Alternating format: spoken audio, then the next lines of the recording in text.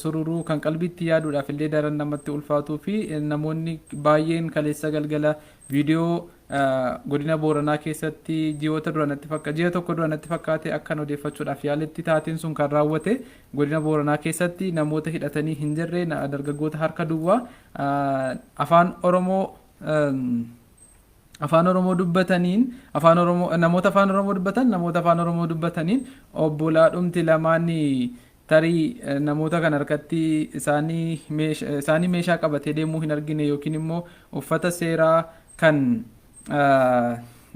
waboo hidhatee isaanii deemuu hin argine garuu wanti nuti argine tokko yoo jiraate miila isaanii duwwaa daddarbatamaa itti dhaadatamaa itti roorrifamaa akka qoraatti irra deeman taasifameera akkasumas immoo rasaasni tokko nama tokkoof hin hanqata natti hin fakkaatu nama addaanyi qabuu fi garuu isaan akkaataatti nama sana rukutanitti kan tokkicha kufe namni kan goota dhiiroof hin jedhu tokko nama kufe rukutu kun beekamaadha garuu warri kun jagnaa waliin jecha walitti waliif dhaadacha harka waliif rukuta nama ciisee kufee nama dhahamee kufe tokkotti haala kanaan yeroo isaan roorrisanii fi iddoonni jirutti rasaasa manaa amma iddoo kanaa rukuti rasaasa manaa iddoo kanaa rukuti kan jedhamu sirna akkasii keessa jiraachuu keenya waliif barree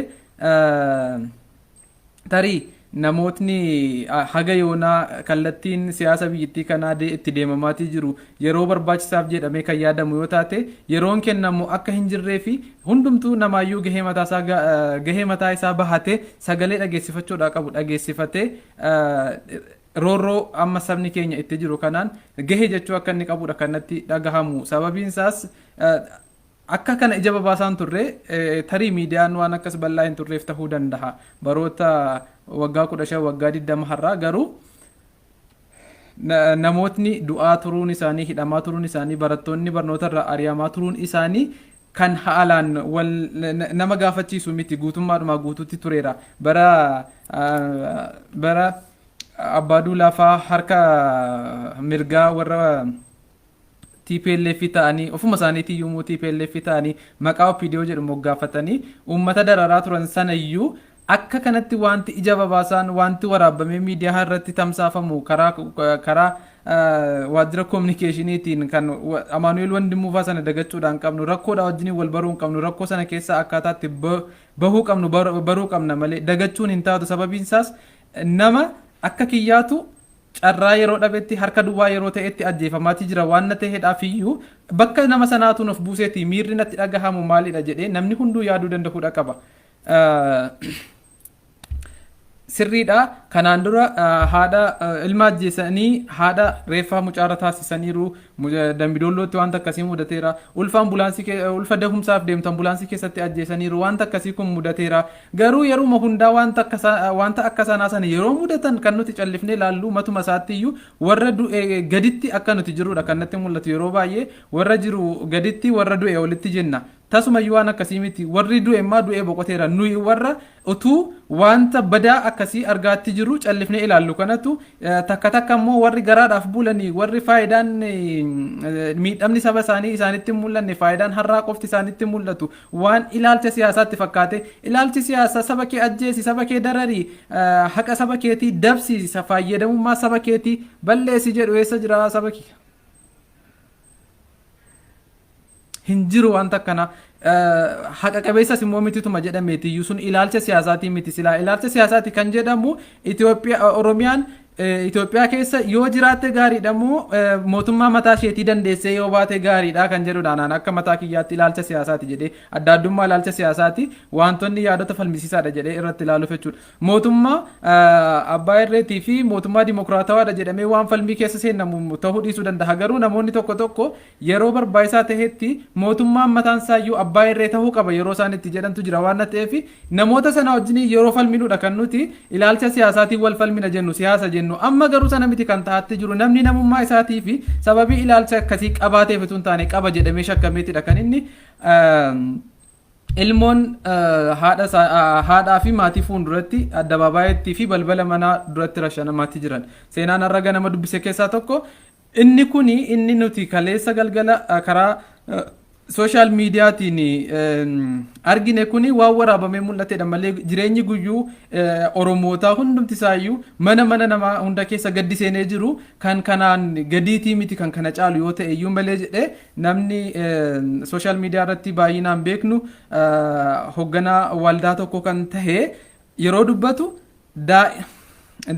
barataa kutaa 12 fuudhanii iddoonni baratu iddoonni qayyabatu fuudhanii ganda baadiyyaa isaan inni jiraatu keessa meeshaa waraanaa sakatta'an jechuudhaan waan sakatta'an erga dhabanii booda harka isaa hidhanii ija isaa hidhanii waan sakatta'an erga dhabanii booda haadha isaa waamanii balbalarra dhaabanii ija haadhaatii fi daa'imaa erga wal argisiisanii booda daa'ima haadha dargaggoo sana daa'ima isaa fuunduratti dargaggoo sana haadha isaa fuunduratti yeroo isaan itti duddarra rasaasatti roobsanii ajjeesanii harmeen akka reeffa fudhattuufis hin fudhanneefis takka fudhadhu jedhanii yeroo isheen fudhachuudhaaf deemtu siqirraa maalirraa fuuta jedhanii yeroo isaan itti doorsisaa turan yeroo isheen dhaabbattu immoo dhaqiitoo reeffa mucaa keetii fudhu jedhanii yeroo isaan itti doorsisaa turan roorroo akkasiitu saba keenyarra jira dararamaa akkasiitu saba keenyarra jira kun kan ta'e godinaalee wallaggaa keessaa godina tokko keessattidha maqaasaa bakka spesifik ta'e dagadhus jechuudha.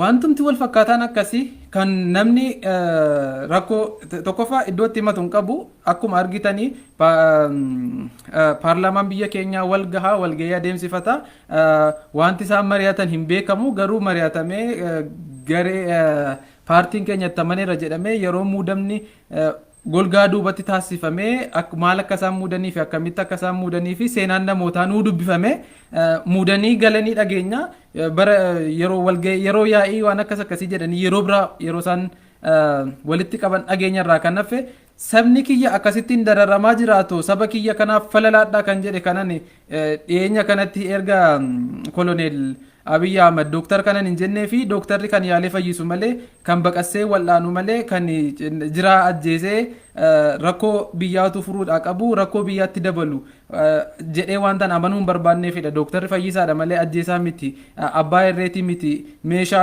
dura utuu meeshaatti hin seenin dura rakkoo nama dhibamee sanaa hubachuudhaaf yaala waan ta'eef iyyuu abbaa irree hoggaa ta'u garuu wanti hundumti isaayyuu karaa meeshaa qofa waan furamu waan itti fakkaatuuf sana godhe jedhee waan tan amanuuf iyyuu isaaniin doktor jechuun natti ulfaataa koloneel jedhee waame kabajanii namaaf hin qabnerraa namumaaf yookiin immoo bakka sanarraa hin qabneef utuu hin taane hojii raawwii isaaniitii hojii waan wal madaalaa tahee fi muudama wal fakkaata koloneel jedhu waan qabanii fanan koloneel Abiyyi jedha. Koloneel Abiyyi warri walloo irraa dhufan bakka bu'ootni walloo sababii oromummaa isaaniitii fi sababii ilaalcha isaaniitiif akkasumas immoo sababii mootummaa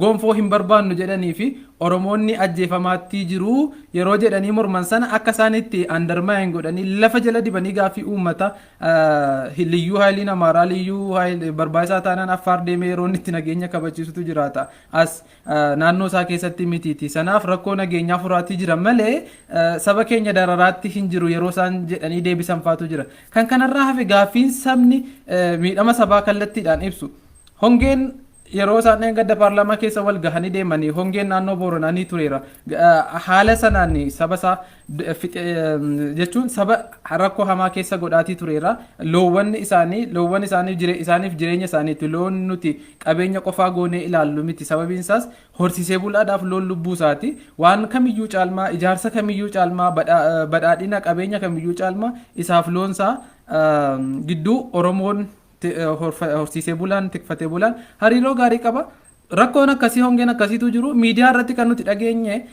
erga waggaa darbeetidha kan nuti reefuu kaleessa galgalaa VON dubbisee dhageenye wal harkaa fuunee dubbannu sila utuu rakkoon kun hin mudatin ittisa balaa rakkoo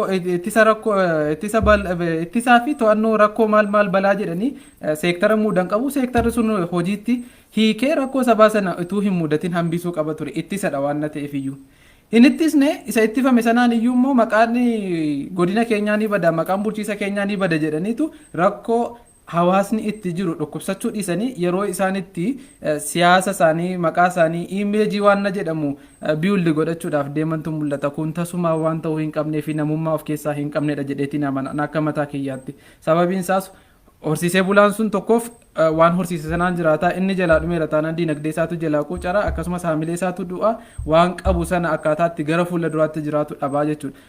Kanan kaaseef paarlaamaa keessatti gochaan akkasiillee gadi himamee baajetni qabamee fi koree akkuma isaan jedhan yeroo hundumaa koree hundeessinee furraa maaliin kunillee utuu hin ta'in callisameedhuma muudamaa fi atakaroodhuma namoota muraasaatiin bakka madaa sabaa ituu hin hooqin bakka madaa sabaa ituu hin tuqin bakka rakkoo sabaa ituu hin argin yeroo isaan itti bahanidha kan arginu sanadha. Kanaaf waraanni saba ajjeesaatti jiru kun gahe jedhamee dhaabbachuudhaan namni hiikame hidhamuudhaan rakkoon sabaa akkaataatti furamuudhaa qabu irratti mari'atamuun dirqamadha. Mari'atanii malee maratanii biyyan bulchaniin akkuma nuti kanaan dura waliin jechaa turedha waan ta'eef iyyuu dhugaa irra sobayyuu irra deddeebi'anii himanii irra deddeebinee walitti himnee dhugaa walitti fakkeessaa jirra.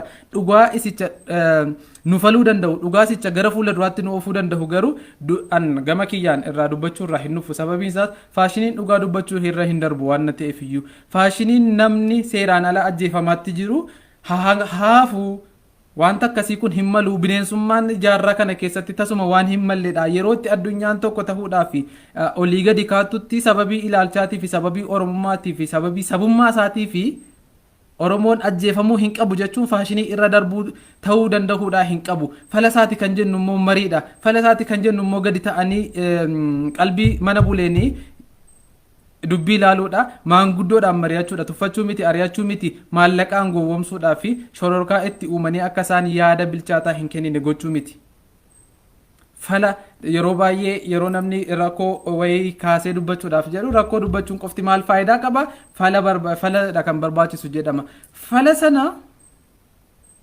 Fala sana kan kaahuudhaa danda'u anaafisii fi namoota nu dura jiranii fi nu boodallee dhufuudhaa dandahanii namoota rakkoo hawaasa keenyaa nu dhibaa jedhanii erga ta'anii xiinxalanii booddee karaan bahiinsaa kanadha jedhanidha. Amma abbaa hirrummaatii kan biyya rakkisaatti jiru saniif abbaa hirrummaa yoo hafe biyyi gara furmaataatti deemaa jechuudha. Ana maleen yoo hafe seektaroota isa jala jiranii wajjiniin itti himuutu hin taane walitti himuutu hin taane walitti dubbachuutu hin taane waliin dubbatanii walirratti mari'achuutu hin taane waliin mari'atanii akkaataatti rakkoon biyyaa furamuu danda'u irratti dubbachuudhaa fi mari'achuudhaan rakkoon sabaa dhufa kana irra deddeebinee jenna. Amma jedheef wanta dhiisu hin qabu gara fuula duraattis rakkoon hin hafataanaan rakkoo kanaaf furmaanni kana jechuu hin dhiisu. Kanan jedhuu fi sila sababiin akkas jedhee suuraa kaheef jecha kun faashinii irra darbeedha wanta jedhamudha. Rakkoon ni jira taanaan mormuun faashinii irra darbu ta'uu danda'uudha hin qabu.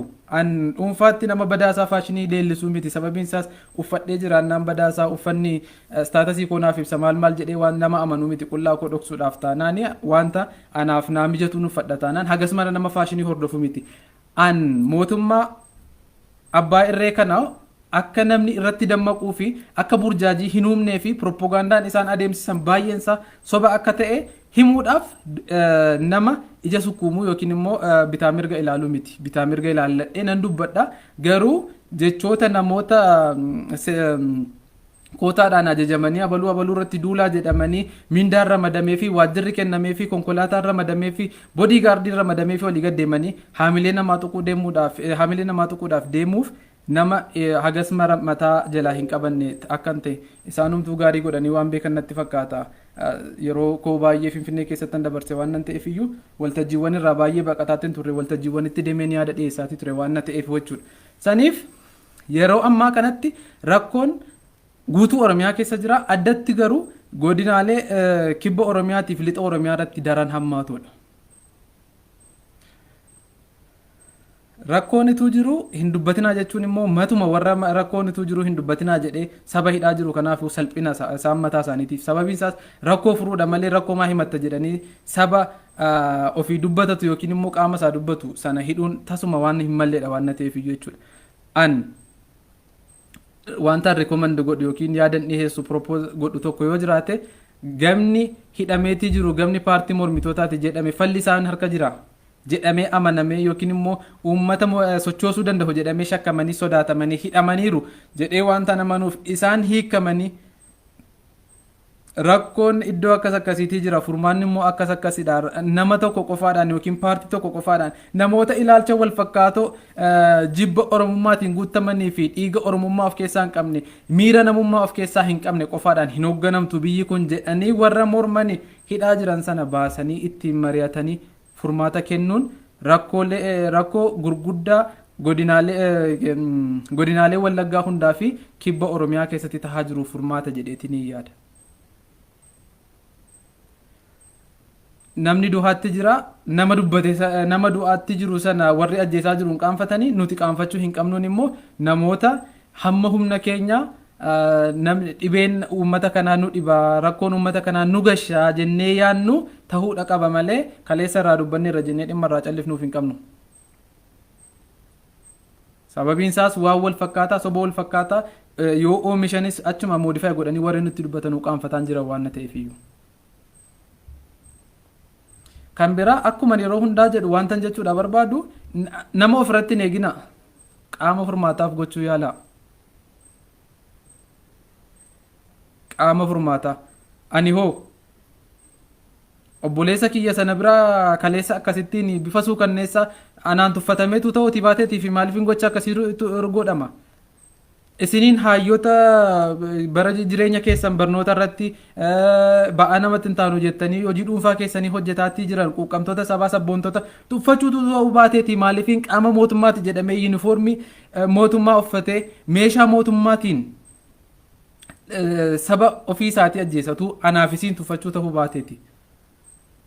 warra nu tuffate kana dura immoo jecha ejjennoo tokkoon dhaabbanne lakkii kun waan hin malledha wanti malu mariidha wanti malu waliif ooguudha wanti malu miira namummaa ofiif qabaachuudha hamilee ofiitiif jiraachuudha mooraalitii qabaachuudha mooraalitiin sababiin isaas konstitushinii dhala namaa hundaa ta'uu waan qabuuf jennee walitti ilaaf ilaameedhaan hin himnu taanaan akkasiin wal tuffatanii akkasiin wal gaarreeffatanii akkasiin yeroo carraa argatanitti wal gorra'anii akkasiin yeroo carraa argatanitti warra shananii jiraatanii biyyi tokko iyyuu eessayyuu hin geessu. biyyoonni amma nuti badhaadhaniiru jennee yookiin immoo duroomaniiru jennee akka addunyaatti dhiibbaa guddaa uumuu danda'an warreen akka Ameerikaa kun kabaja saba isaaniitiif qabaniif warri akka Hindii kun kabaja haqaaf qabanii fi kallattii sirriirra waan deemaniif akkaataa ta'uutti waan falmataniif jecha dinagdeedhaanis sadarkaa dorgomaa ta'uutti dhufanii qaroominaanis sadarkaa dorgomaa ta'uutti dhufanii waan nama isaanii kabajaniif qofatu hin taane waan namni isaanii oomisheef illee kabaja waan qabaataniifidha. nuun immoo yeroo itti oomishuudhaaf kalaquudhaaf yeroo nuu kennamaatti hin jiru baay'een nama yoon akkasitti tarkaanfadhe balaa akkasiitu narra gaha laata yoon karaa kana bahee galee sa'aatii kana bahee galee milishaan karaa kanaan akkas na godhaa laata hidhataan humna addaa akkas na godhaa laata poolisiin akkas na godhaa laata makkalaakayaan akkas na godhaa laata jedhee irra jireessi keenya akkamiin lubbuu turfannaarraa akkamittiin hidhaarraa bilisa bifa taheeni waan yaanne dubbannee jiraannaarraa dubbataattii fi jiraataatti jirra malee akka kalaquudhaa fi akka barannee fi akka jiraachuudhaa qabnutti jiraataatti hin jirru biyya akkasittiin guddattu. anaan waaqayyoo sababa malee oromoo godhee oromiyaa keessatti maatii kiyya keessaa nanuumne siinis akkasuma obbolaa keenya warra kaanis akkasumadha. otuu sana ta'uuti baateetii jiraate akka abbaan keenya uumametti hafna turre jechuudha. abbaa keenya caalmaa waan hojjechuu fi gumaachuudhaa qabnuufitu nutilleen uumamne waan ta'eef jechuudha. inni paarlaamaa keessa seenee sagalee bakka qabateetii jiru yoo xiqqaate sagalee dhukkuba naannoo isaatii himuudhaa fi itti gaafatamummaa fudhatee du'aatii fi rakkoo saba sanaatiif sagalee ta'uudhaa fi furmaata dhahuudhaaf achiin taa'e jedhee yaaduu danda'uudhaa qaba. ulaagaa maaliitiin akka isaan filataman ni beekna garuu bakka qabanii jiru waan ta'eef yookiin bakka sana gadhiisuudha. itti gaafatamummaa haamilee jalaa of baasuu wanti fakkaateen jiru itti gaafatamummaa haamilee jalaa of baasuudha. namummaadhaan jiraachuu wanti fakkaateen jiru namummaadhaan jiraachuudhaaf carraaquudha. isaan amma jedhe kana fi xiqqooshi rakkoowwan fakkeenyaaf guyyaa kaleessa waanuma ivantiidhumaan taateedhumaan guutame wayitii ture. amaara tokko yoo duhe beenishaangul 10 gumuzii 10 fi oromoo 10 ajjeefna ኦሮሞ ዲበተኩ አጀፍና ጀዴ የሮ ነምኒ ትዱበቱ ሰኑ ሚዲያ ብየ ኬሳ ፈንድ ተሄ ቤከምቲን ከነሜፊ ሆጀቱ ካንካናን ድረስ ጅበ ኦፊሳ ቱሬን ሆጀቱ ካዮን ኦሮሞን አጀፈሙ ኩማሊዳ አጀጅኒ ኦሮሞን አካታቲ ለኮፍሳን ሂረቱ ፊ ሀሚሌድ አንቡ ፊ ሞቱማ ሂንጃለነ ጀለቲ ነሞተ ጃለቱ ደቤ ቡሉ ፊ አደምሲ ፈማቲ ጅሩ ኩን ኤሳቲ ከንጀዱ ከለቲ ዋን ካሁታ ጀቹ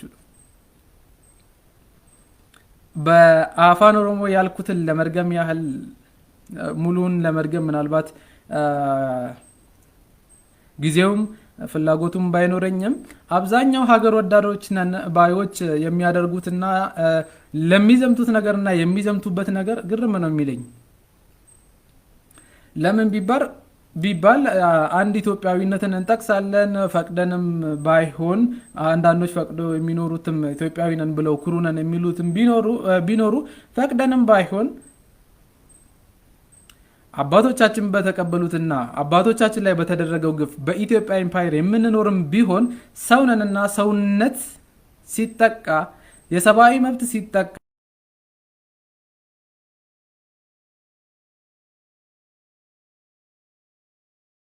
ናቸው። የሰብአዊና ይሄ የዲሞክራሲያዊ ባህል ይሄ መብት ተደጋጋፊ ናቸው። ግን እኔ ኩሩ ኢትዮጵያዊ ነኝ፣ ስለ ኢትዮጵያ ያገባኛል፣ የሰብአዊ መብቶች ተቆርቋሪ ነኝ የሚል ሰው በግፍ ለሚገደሉት የኦሮሞ ወንድሞቹ ድምጽ ማይሆን ከሆነ እንዲሁም ደግሞ የራሴ ወገንና ወንድሜ ነው የሚለው ሰውና የኔ የሀገሬ የመከላከያ ሰራዊት ነው ብሎ የሚያምነው ሰው በመገናኛ ብዙሃን ወጥቶ አንድ አማራ የሚገደል ከሆነ 100 ጉሙዝና 100 ኦሮሞ 100 ኦነግ እንገላለን ብሎ ሲናገር የማያወግዝ አማራ የማያወግዝ ኢትዮጵያዊ የማያወግዝ ሰው ነው ብዬ ለመቁጠር እቸገራለሁኝ። ምክንያቱም ልክ ያልሆነ ነገር ከመሰረቱ ልክ አይደለምና እከሌ ስለተናገረ ወይንም ደግሞ ከዚህ ብሔር የወጣ ሰው ስለተናገረ ሳይሆን ያንድን ነገር ልክነት የሚወሰነው በነገሩ ልክነትና እውነታነት አንጻራዊም ይሁን በራሱ ቆሞ የሚሆን ነገር በዛ ልክ ነው እንጂ መወሰን ያለበት አማራ ኦሮሞን ገላለው ሲል የሚያጨበጭብ ኢትዮጵያዊ ምን አይነት ኢትዮጵያዊ ሊሆን ይችላል? አንድ ሰው ስለሞተ እኔ 100 ሰው ገላለው የሚል ሰው ከየትኛውም ብሔር የሚመጣ ቢሆን ከየትኛውም ክልል የሚመጣ ቢሆን ከየትኛውም የማህበረሰብ ክፍል የሚመጣ ቢሆን እንዴት ዝም ተብሎ ሊታይ ይችላል? ሚዲያንን ባዮች የህዝቡ ድምጽ ነን የጭቁኖች ህዝቦች ድምጽ ነን ምናምን የሚሉ ሰዎች የምትሉ ሚዲያዎች የምትሉ ድርጅቶች ይሄ መንግስታዊ ያልሆነን ድርጅቶች ነን የምትሉ ሰዎች የሰብአዊ መብት ተቆርቋሪ ነን የምትሉ ሰዎች እንዲሁም ደግሞ የሰብአዊ መብት ኤጀንሲ ነን ምናምን የምትሉ ሰዎች እንደዚህ አይነት ነገሮች ሲፈጸሙ እዚህ ጋር ልክ አይደላችሁም፣ እዚህ ጋር የሰው መብት የመጣስ ነገር አለ፣ እዚህ ጋር ለበለጠ ቀውስና ለበለጠ አለመረጋጋት እንዲሁም ጦርነት የሚቀሰቅስ ነገር አለና ቆም ብሎ ይሄ ሰውዬ ሊታይ ይገባል። ይሄ ነገር የተሰራጨበት ይሄ ሐሳብ የተሰራጨበት ሚዲያም እርማት ሊደረግበት ይገባል፣ አስፈላጊውን ቅጣት ሊወስዱ ይገባል። ይሄም የሚሆነው ለሌሎች ትምህርት ይሆን ዘንድ ነው ተብሎ የማይነገርበት ምክንያት ለምንድን ነው? ነፍስ እኩል ነው። ፈጣሪ በአምሳያው አማራን አልፈጠረም፣ በአምሳያው ኦሮሞን አልፈጠረም። በአምሳያው የፈጠረው ሰውን እስከሆነ ድረስ ሰው የሚለውን ይሄ ኮሌክቲቭ የሆነ ስም ኮመን የሆነ ኔም እስካለን ድረስ በአምሳያው የተፈጠረው ሰው ጉሙዝም ቢሆን ኦሮሞም ቢሆን ስለገደለ ለህግ መቅረብ አለበት እንጂ ለፍትህ መቅረብ አለበት እንጂ ፍትህን በእጅህ 100 አድርገህ መመለስ የለብህም የሚል ሰው እንዴት ይጠፋል? የሀገር መከላከያ ሚኒስቴር ሰራዊቶችን ቢሆኑ የሰብአዊ መብት ጥቃትን እስካላደረሱ ብቻ ነው የህግ ማስከበር ስራ ማከናወን ያለባቸው ተብሎ ማይናገር ምሁር ነኝ ባይ ጸሐፊ ነኝ ባይ ደራሲ ነኝ ሀያሲ ነኝ ባይ ለምን ይጠፋል? አድርባይ ብቻ ለምን ይበረክታል? የሚሉ ጥያቄዎችን መጠየቅ እፈልጋለሁ። ምክንያቱም እንዲህ ብሎ አመራር የለም፣ እንዲህ ብሎ ኩሩ ዜጋ የለም፣ እንዲህ ብሎ አዲስ አበባ የለም፣ እንዲህ ብሎ ኢትዮጵያዊ የለም፣ እንዲህ አይነት ብሎ ሰብአዊነትም የለም። አጉል እልቂት እየተፈጸመ ነው። ወታደር ባለበት ሁላ ቤተሰብ ይዞ ስለማይንቀሳቀስ ይሄ ፍትዋቱን ወይንም ደግሞ ወንድነቱን ለማርገብ ሲል ሴት ልጅ ይደፍራል። ጦርነት የምታበረታቱ ሰዎች፣ አርቲስቶች፣ ምሁራንን ባዮች፣ ሊቃንንና የሀገር ሽማግሌንን ባዮች ኖ ከጦርነቱ ወደዚህ መልስ ያሉትን መፍትሄዎች እንፈልግ። እከሌ ለእከሌ ጥፋት በድሎ ሊሆን ይችላል፣ ጥፋት ሰርቶ ሊሆን ይችላል፣ ኑ እንወያይ የሚሉትን ነገሮች ሳያከናውኑ እኔ ሀገር ወዳድ ኩሩ ምናምኔ ነኝ የሚሉ ነገሮች ከንቱ ትርጉም ብቻ የምሰጣቸው ነገሮች ይሆናሉ ማለት ነው። ትክክለኛው ማንነት፣ ትክክለኛው ሰውነት በምንም መስፈርት ሳይሆን በእውነት መስፈርት ላይ ብቻ ሆኖ የሚፈርድ ስለሆነ በእውነት መስፈርት ላይ ሆነን የምንፈርድ ከሆነ ደግሞ እንደዚህ አይነት ጸያፍ የሆኑትን እንደዚህ አይነት ጦርነት ቀስቃሽ የሆኑትን የሩዋንዳን አይነት የዘር ጭፍጨፋ የሚያከናውኑትን ሰዎች ቆም ብላችሁ ራሳችሁን ልትመለከቱ ይገባል። አንድን ብሔር በረሮ ስላለው ነበረ በመቶ ሺዎች የሚቆጠሩ ሰዎች በጥቂት ወራት ውስጥ ያለቁት 1994 ዓመተ ምህረት ከዛ በኋላ የሄት ስፒች ህግ እንዲወጣ ተደርጎ ይሄ ማንም በሌሎች ሀገር በሀያላን ሀገር ጣልቃ ገብነት በተባበሩት መንግስታት ጣልቃ ገብነት ጄኖሳይድ የሚመስል ነገር መከናወን የለበትም ተብሎ ህግ እንዲረቅ የተደረገው ህዝብ ካለቀ በኋላ ነው። አሁንም እንደዛው ኢትዮጵያዊ ማለቅ አለበት ማለት ነው።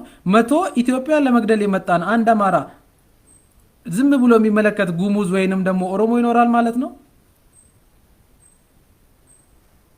እሱስ ራሱን የመከላከል እርምጃ አይወስድም? በዛ ሂደት ውስጥ ደግሞ እንደገና ሌላ አማራ አይሞትም?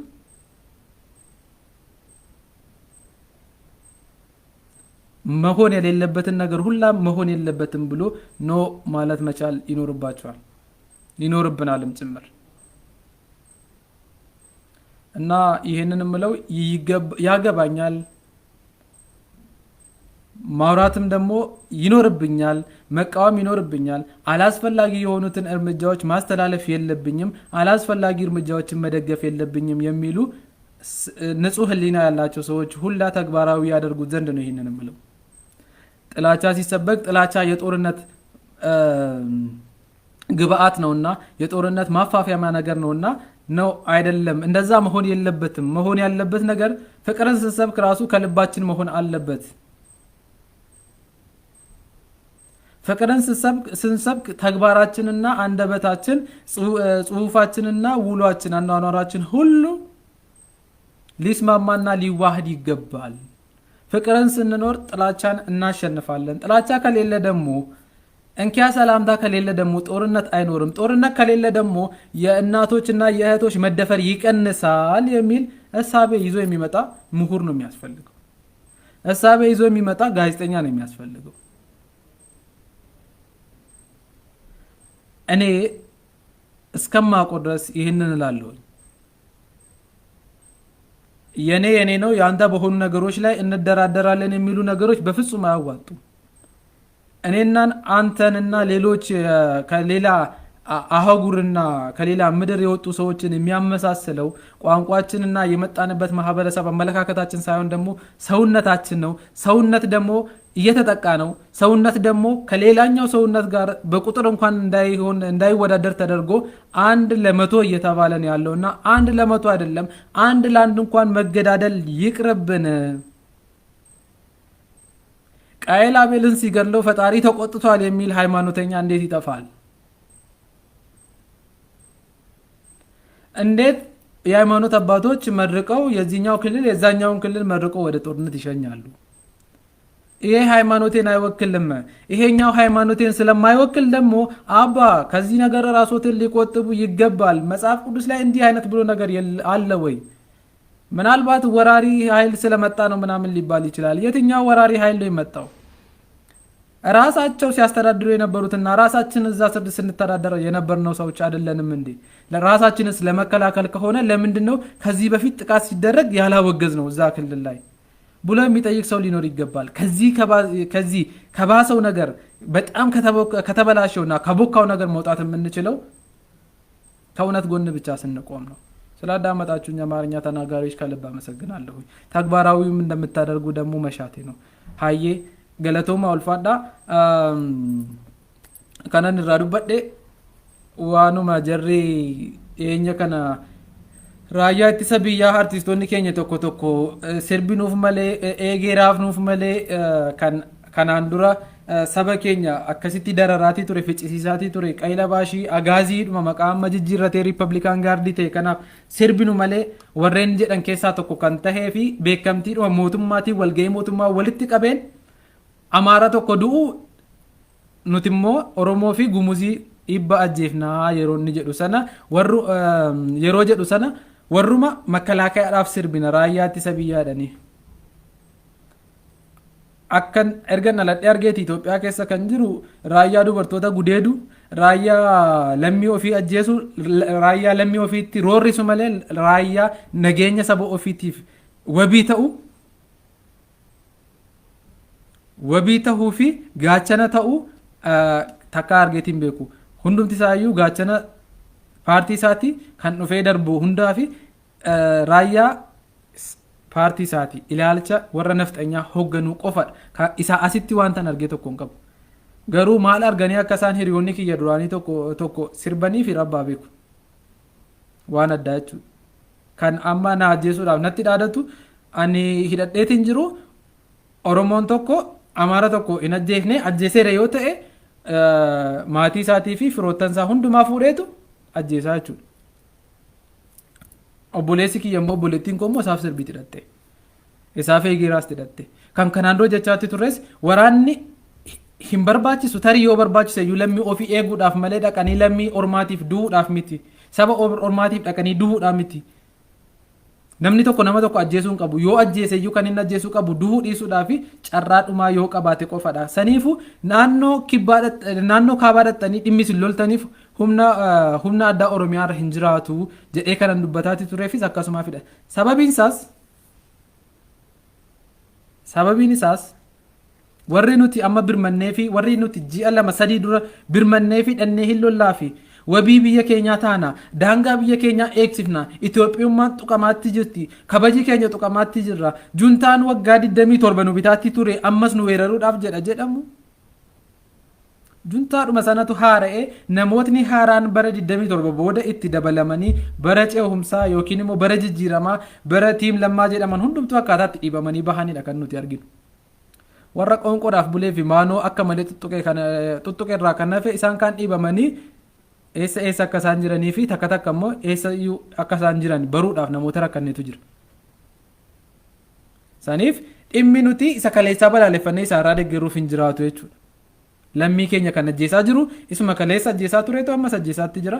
Isuma kaleessa iddoo adda addaatii bubbutamee muudamaatti tures ammas muudamaatti jira waan na ta'eef iyyuu dhimma isa kaleessaa irraa adda baasee isa har'aa jajee isa har'aatiif duulee isa har'aa leellisuuf hin qabaadhu jechuudha. Kanan qabaadhu utuu hongeen saba kiyya mudataatti jiru kuni dursee ittifameetii jiraate yookiin immoo erga mudatee booddeellee to'annoo jala oolee jiraateetidha. Amma garuu miidiyaaleen mootummaa kanneen akka OBN Faana EBC maaliin kun guutummaa biyyattiitiif dhaabbanna jedhan sagalee uummataati jedhan tasa isaanirraan dhageenya akka uummanni Booranaa beelatti jiru. Akka inni loowwan akka dhala isaatiitti ilaalu akka lubbuu isaatiitti jaallatu jalaadhumaatti jiru tasumayyuu afaan miidiyaa mootummaarraa aangaa'ota mootummaarraa hin dhageenye. Amma nan dubbadha qaamni ani mootummaadha jedhu qaamni ani kananii baroota darban keessa mootummaa abbaa irreetii wajjiniin hojjetaatti ture. Baroota sana keessa kananii garaa bal'adhee jiraataatti ture saba kiyya fayyaduu hin dandahaatii laata jedhee tanan bakka yoon qabaadhe saba kiyyaaf dubbadhee dhageessisuu nan dandahaa laata mallatteessisee murtoo kennisiisuu nan dandahaa laata jedhee tanan jedhee namni yaadu yoo jiraate aangaa'ota mootummaa keessaa amma beekuuf mul'isee koree gargaarsaa dhaabbata sanaaf hundeessee bajeta mootummaa qabsiisee loowwan amma dhumaatti jiraniif baraaramiinsa haa godhu. Saboota keenya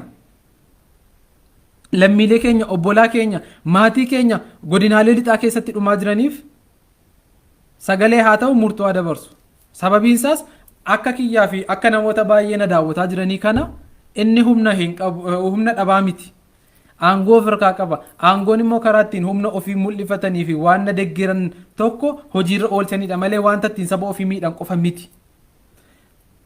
Wanta ittiin leezarii jijjiirratan qofa miti aangoon. Inni namni dhuunfaayyuu daldalatee diistiroos hojjetatee dafqee bulee hin jijjiirratu kootii ofirraa. Kan sagalee sabaatiif dhimma sabaatiif hojjetu garuu bulchaa aanaarraa kaasee akkuma jedhan tokko shanee isaan hundeessan irraa kaasee itti gaafatamummaa jiru sana eeggatee yoo sadarkaa federaalaatti dhufe yoo sadarkaa naannootti yookiin immoo sadarkaa dhiyaa Afrikaatti sadarkaa gaanfa Afrikaatti sadarkaa tokkummaa Afrikaatii fi biyyaatti akka sanatti yoo itti gaafatamummaa itti kenname sana bahataatii dhufedha malee daldalaan tokko hin jijjiirrata bar namni mana shaayii qabu tokko mootummaadhuma amma warra garaadhaan bulanii kanaaf kabaja isaanii uummata isaanii fayyaduudhaan utuu hin taane uummata isaanii dararuudhaan hojiirra oolchaniitu danqee namoota humnaan bulaa baay'ee nu jalaa ajjeesaa jira malee bari of danda'uun bari waanuma jirudha. Garuu namoonni baay'een akka of danda'aniif hojjechuun karaan ittiin danda'amu erga aangoo of harkaa qabataniitidha waan ta'eefiyyuu mee of bira darbaatoo namoota naannoo keessanii ilaalaa maatii keessaa baasan ilaalaati furmaata dhahuu yaalaa. Yaada jedhu himuun barbaada. Kan biraa wantan ituu hin jedhin dubbii kiyya guyyaa har'aa goolabuun barbaanne tokko yoo jiraate isin obboloonni kiyya anaan obsa kana nu dubbadhu jechuurraa kan hafe obsaan fakkeenya ofiin fudha nama biraatti maqaa namaa dhahuu hin danda'u waan ta'eef yoo matarii maqaa namaa dhees akka namoota maqaan namaa naannoo sana hin jirre fakkeenya qofaa fudhadhee keessaa bahuu hin danda'u namni biraan ni jiraata waan ta'eef iyyuu namni maqaa sanaatiin waamamu obsaa koo kana naa godhi kana wajjiniin goonaa yoo jenne irraa kan hafe obsaa kana ati naaf hin goone jennee wal qeequu hin dandeenyu. Yoon balleesse sirrii natti himuu waan akkasiitidha rakkoo hin qabu. Garuu obsa kana yaaddeetti jedhamee wanta hin yaadne akka waan yaadeetti dubbatame yeroo baay'ee duula namni namarratti walirratti geggeessuun arga. Ofiituma miidhamaatii jiru kan dandeessuudhaan jennaan dhirsi galee niitiidhaan akka jedhan sana akka nu jalaa hin taane sodaadha. Diinni keenya inni guddaan sirnadha. Sirna sana immoo kan hoogganaatti jiru namoota garaadhaaf bulanidha. Namoota jibba oromummaa qabanidha. Namoota maqaadhuma oromoo jedhu gurraan dhaga'uu hin barbaannedha waan ta'eefiyyuu isaani diinni keenya isaan guddaan. Nuti garuu asii biizii wal goonee wal hamannee walirratti kaanee wal doorsifnee karaa walitti danquu fi maqaa walitti oqee yookiin cilee dibuudhaaf hojjechuun tasuma hin barbaachisu jedheetiin hin yaadu. Sababiin isaas ani gahee kiyya yoon bahadhe ati utuun siin hin jedhin gahee kee yoo bahatte yookiin immoo utuu gahee kana akkasiin naa bahatte gaariidha jedhee yoo hojiirra oolchite gaariidha. Yoo hojiirra oolchines ta'eet immoo dhimma ati bulchaa ganda kiyyaa miti ati bulchaa aanaa kiyyaa miti ati bulchaa kantiibaa magaalaa kiyyaa miti yookiin immoo naannoo keenyaa godina keenyaa miti dhimmaan hagas marattiin si komadhuuf hin jiraatu. Dhimma atis ittiin dhimma ittiin komattu hin qabaattu. Warra akkasittiin akka hin taanetti wal komataniinis immoo tuula deeggarsa keenya irraa hir'isnee fi atteenshinii keenya yaada keenya ergisuu fi tuudhisnee fi gaarii natti fakkaata. Kanan jedhuuf namoota baay'ee sababii nuti haamilee dhowwannee fi haamilee isaaniitti buunee fi arrabsineef lubbuudhaan of biraa dhabneerraa haamileedhaan jiraatti nu jalaa badaniiru jiraatti nu jalaa duhaniiru.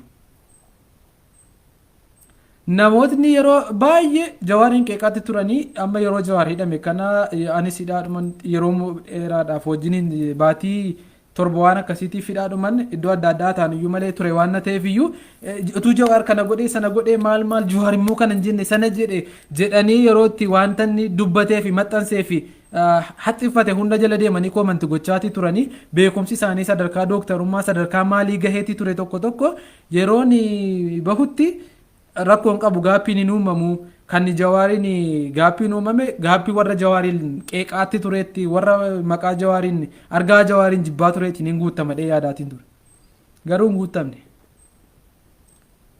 Nana manaa sirriidha siistamni baay'een hidhameera beektonni jawaariin caalan baay'een jiraachuudhaa danda'u beekumsi isaanii garuu ifeenuuf hin mul'anne taanaan dhufeenuuf jijjiirama hin laanne taanaan rakkoo keenyaaf furmaata hin eerre taanaan ibsaa gaanii keessaati.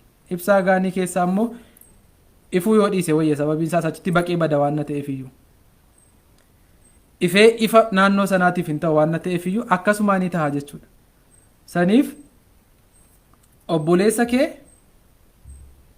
mataa dhahuudhaaf maqaa balleessuudhaaf taphaan ala gochuudhaaf adeemsa gootu keessatti wanta dhabuu hin dhabne qabda waan ta'eef iyyuu obboleessa kee isa du'eef bu'aa isicha jiru immoo ajjeesaa wal hin simu waan ta'eef iyyuu mee qusadhaa. Abaluun maallaaf hin goone biyyi koo maallaaf goote jechuu caalmaa ani biyya kootiif maalan godhe ani abaluudhaaf maal godhe tanan isa komadha fakkeenyaaf ani si maal godhe tanan si komadha ati yoo anaanoo naaf hojjedhu jettee waan haaramaddee eegumsa naaf gootee yeroo bashaan ilkaan natti qarattu narraa loltee yoo nan jiraachifne maal kana sana naaf hin goone jettee akkamitti na komatta. Narra ga'ee fanan siniin narra ga'ee beeka kanaan dura hamma badaasaa laafeera hagas mara narra jiraafan siniin jedhamiti namoota baay'ee irra garuu jira kooraa malee wal yaabbachuun jira maqaa waliitiif eegumsa gochuu dhiisuun ni jira alagaadhaa fi iccitii walii dabarsanii kennanii walitti kofalchiisuun ni jira dhiisaa nun baasu dhugaa rabbiiti dhiisaa. Namoonni baay'een quuqqama isaan qaban kan nuti arginu waan hojjetaniif utuu hin taane waan nama qeeqaniif yeroo isaan nama qeeqan yeroo isaan nama balaaleffatan yeroo isaan falaxaa namatti cabsanidha. Innis hin baasu hin ta'u tasumayyuu inumaa dhumaatii inumaa nama qabnu nu dhabsiisutti deema waan ta'eef iyyuu maaliif jedhaatoo yaada dhaqaatoo gorfadhaa. Isin kallattiidhaan gorsuu hin dandeessan taanaan sinirraa fagoo jira taanaan namatti dhiyaatutti himaa.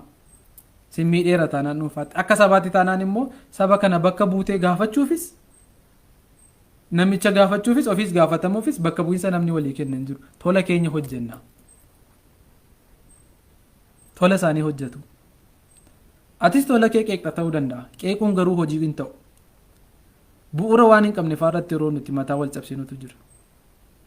Kanaaf akkan qeeqamu nan beekaa qeeqa sodaadhee immoo wanta namoota irra gahaa jiru callisee ilaalee darbuudhaaf miti kana yeroon jedhu waan baay'ee nama gaddisiisu utuu hacaaluun lubbuun hin darbin dura utuu gadheen nu jalaa hin nyaatin dura hin galaafatin dura maal akka jechaanii turre maal akka jechaanii turtan maal akka jedhaanii turan yaadadha.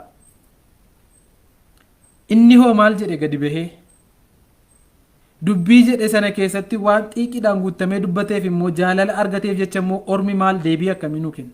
Deebiin isaa sun amma qaawwaa guddaa nutti nuumne caba lapheetiif nu saaxillee maatiin isaa amma yoonaatti yeroo miidiyaarra bahanii dubbatan maal jedhu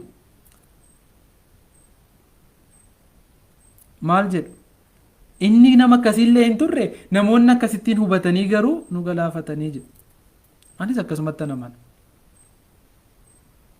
utuu nuti akka hin taanetti qubatti qabuudha baanneetii jiraanne inni ani hin bitamne ani oromoof qaaliidha mana yoo ta'e iddoo akkasiin jiraadha galiin ani waan akkas akkasii irraa argadheen immoo waan akkas akkasii godheera jedhee bifa haamileensaa gadi buheen bifa nutti gaddeetiin garuu immoo namoota kana saba kana dhabuu hin barbaadu jedhuun baheen dubbatu akkasumas immoo ija warra isa adamsuu hin bu'u ture. Namoonni biroonis akka ta'aniif utuu gochuu baattanii gaariidha. Wadhiita waan ta'eef kan wadhiitu nama isa du'eef bu'aa nama isa jira immoo isa lubbuudhaan jiru immoo jiraatti ajjeesaa hin deemu waan ta'eef wadhiita. Saniif sagalee uummata keenya miidhamaa jiruuf haa taanu dhibeen isaanii dhibee keenya ta'e nutti mul'atu. Kana kan goonu nu warra miidhamu qofatu hin taane warri miidhuyyuu dhaabbatee of haa ilaalu of haa hubatu egereen dhumni warra kanaan dura saba isaanii miidhaa turanii addunyaarraa akkam ture biyyittii keessaa akkam ture godinicha keessaa akkam ture awwaalcha argataniiru kabaja argataniiru Adolf Hitler dhumni isaa akkam ta'e jedhaatu dubbisaa hubadha. Maatiin isaa akkamitti dhumateef innoo akkamitti darbe dulloomee du'e moo of ajjeese gammadee du'e moo gaddaa gaabbiidhaan du'e abbaa irree ture isa caalmaa nama fixuu hin dandeessani amma waaqa gaditti isatu baay'ee nama baay'ee fixe abbaan irrummaa akka nama hin baasne of tuulummaan akka nama hin baafne of dhidhiibuun akka nama hin baafne mangee caalmaa fakkeenya gaarii qabaachuu qabna nuti amma mangee koloneela biyyi dhufanii koloneel mangistuu uffachiisuu qabu turraa baratanii gaarii hin turre jedhaa toof gaafadha walis gaafadha yeroo carraa argatanitti immoo qaama masichaa amma abbaan irrummaa beekumsa sadhumaatii fi humna qabaachuu sadhumaatti fakkaatu kanas gaafadha. Tokkummaadhaan falmannaa warra falmatutti karaa hin cufinaa karaa banaafi. Sababiin isaas lubbuudhaan buluudhaaf jecha namootni baay'een akka humna nama ajjeesu raayyaa ittisa biyyaayyuu sooranni beekna waan ta'eef iyyuu carraa argatanitti warra saba isaaniitiif falmu warra saba isaaniitiif ala bulaa jiruuf haamilee kennaa fi bira dhaabbadhaani. Ijoollee keessanis gabbaraa sababiin isaas ituun jaallatinuu gabbaraa jirra waan ta'eef iyyuu. Amma hanarra ga'urra jettanii obboleessa keessan isin biraa bineensaan nyaatamaa jiru calliftanii ilaalina. Bineensa sanarraa hariyaa obboleessa keessan kunuunfadhaa lubbuu baraarfadhaa kan keessan isin baraarfattu waan ta'eef sababiin isaas yeroo bineensi sun isinitti darbuudhaaf jedhutti inni dhaabbatee ilaalu waan ta'eef tapha garii taphadha. Kubbaa walii kennuudhaa qabda walii laadhaa. ዋና dhaggeeffataniif guddaa galatoomaa ከጅምሩ እስከ መጨረሻው ስላዳመጣችሁኝ ከልብ አመሰግናለሁ። ሀልከን ጋሪ ቀባዳ ቀልቢን ስንም በደል